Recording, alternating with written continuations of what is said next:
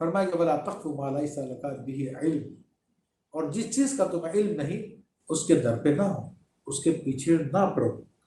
تو یہ بھی ایک بڑا اصول ہمیں بتا دیا کہ جس کی چیز کے بارے میں تمہیں صحیح طور پہ علم نہ ہو تو اس کے پیچھے مت لگ جاؤ، اس کو حفظ نہ بنا لو، اس کی کھوج میں نہ لگ جاؤ۔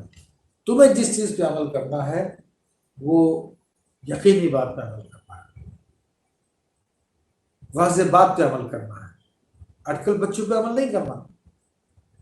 اگر کوئی تم سے کہتا ہے کہ اس کام میں یہ فائدہ، اس کام میں یہ فائدہ، اس کام میں یہ فائدہ، تو تمہیں اس کا یقین نہیں ہے لیکن تم سمجھتے ہو کہ فائدہ حاصل ہو جائے، لیکن اس کے مقابلے میں شریعت واضح لفظ میں منع فرما رہی کہ یہ حرام ہے، یہ ناجائز ہے، تو ہرگز بھی اس کے فائدے کے لالچ میں مت جاؤ۔ شریعت نے تمہیں واضح لفظوں میں علم دے دیا ہے، تو اس لیے فرمایا کہ جس کا تجھے علم نہیں ہے اس کے پیچھے نہ پڑ۔ اس کے اور بھی بہت سارے مفاہیم ہیں، تو چونکہ کفار جو ہے اپنے بتوں کی عبادت کرتے تھے تو ان کے پاس کوئی ٹھوس علم نہیں تھا، بس وہ یہی کہتے تھے ہمارے باپ دادا کرتے ہوئے آئے تو اس لیے ہم بھی کر رہے ہیں۔ بھائی تمہارے باپ دادا کرتے ہوئے آئے ہیں، ان کے پاس میں کوئی دلیل ہوگی، لیکن ان کے پاس میں کوئی دلیل نہیں تھی، بس جی ان کے باپ دادا کرتے تھے۔ اور کچھ کیا کوئی اللہ نے اپنا فرستادہ بھیجا، اللہ نے اپنا کوئی رسول بھیجا، اللہ نے اپنا کوئی پیغمبر بھیجا جس نے آ کے تمہیں یہ ساری کی ساری باتیں بتائیں؟ تو اس وہ ان کے پاس کچھ بھی نہیں۔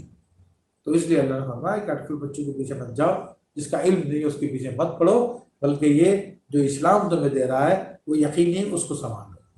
ان السمع والبصر والفؤاد کل اولئک کان عنہ مسئولا، اور بے شک کان اور آنکھ اور دل سب سے روز قیامت سوال کیا جائے گا۔ ابھی آیت کا مفہوم بالکل واضح ہے، یعنی قیامت کے دن ہمارے کانوں سے پوچھا جائے گا، ہمارے آنکھوں بصارت سے پوچھا جائے گا، ہمارے دل سے پوچھا جائے گا۔ کیا پوچھا جائے گا؟ اعمال پوچھے جائیں گے۔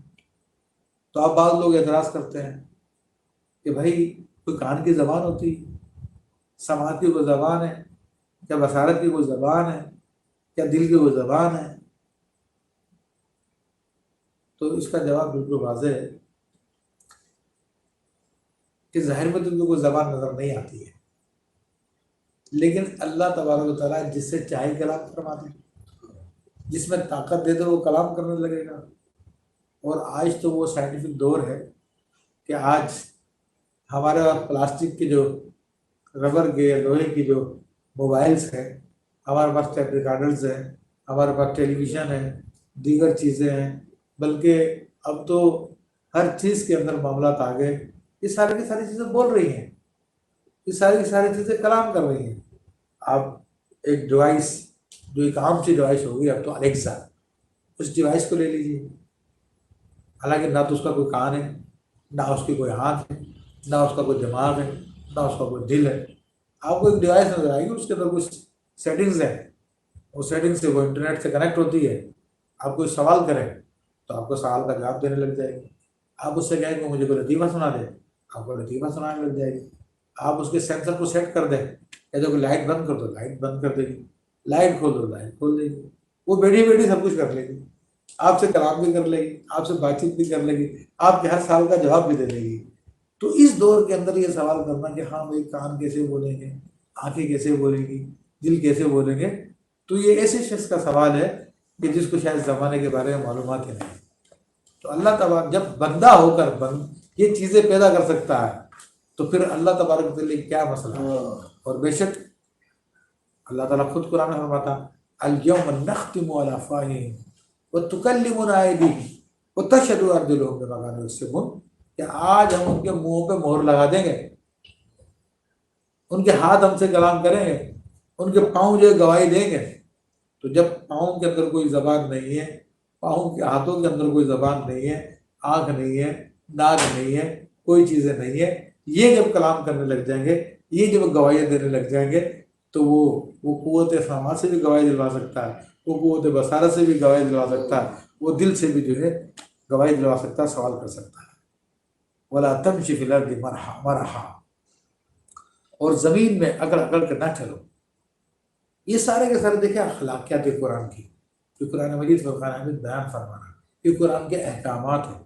اب چونکہ انسانیت کے حوالے سے احکام بیان کیے جا رہے ہیں، تو جو چیزیں بھی جو انسانیت کے لیے نقصان دہ ہیں ان سے منع کیا جا رہا ہے۔ تو یہاں پر ایک اور چیز ہے، یہ تکبر ہے۔ تکبر بھی انسانیت کے لیے نقصان دہ ہے، کیونکہ متکبر انسان اپنے تکبر کے لیے لوگوں کو قتل کر دیتا ہے، لوگوں کی زندگی کو تنگ کر دیتا ہے۔ اور اس کے اندر ماضی کے واقعات ہمارے سامنے، تاریخ ہمارے سامنے ہے۔ فرعون کی تاریخ لے لیجیے، نمرود کی تاریخ لے لیجیے، چنگیز خان کی تاریخ لے لیجیے، اور دیگر لوگوں کی تاریخ لے لیجیے۔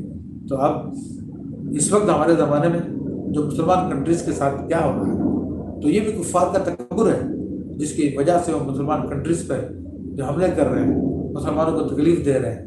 اسرائیل جو کچھ کر رہا ہے وہ سب کچھ کیا ہے؟ یہ بھی اس کا تکبر ہے کہ مجھے کوئی شکست نہیں دے سکتا، کیونکہ اس نے سارے عربوں کو خرید لیا ہے، سارے عرب اس کے غلام بن چکے ہیں۔ تو اس کو یہ تکبر ہے کہ مجھ پہ کوئی حملہ نہیں کر سکتا، میرا کوئی مقابلہ نہیں کر سکتا۔ تو تکبر بھی انسانوں کو ختم کرنے کا ایک ذریعہ ہے، نسل انسانی کے لیے نقصان دہ ہے۔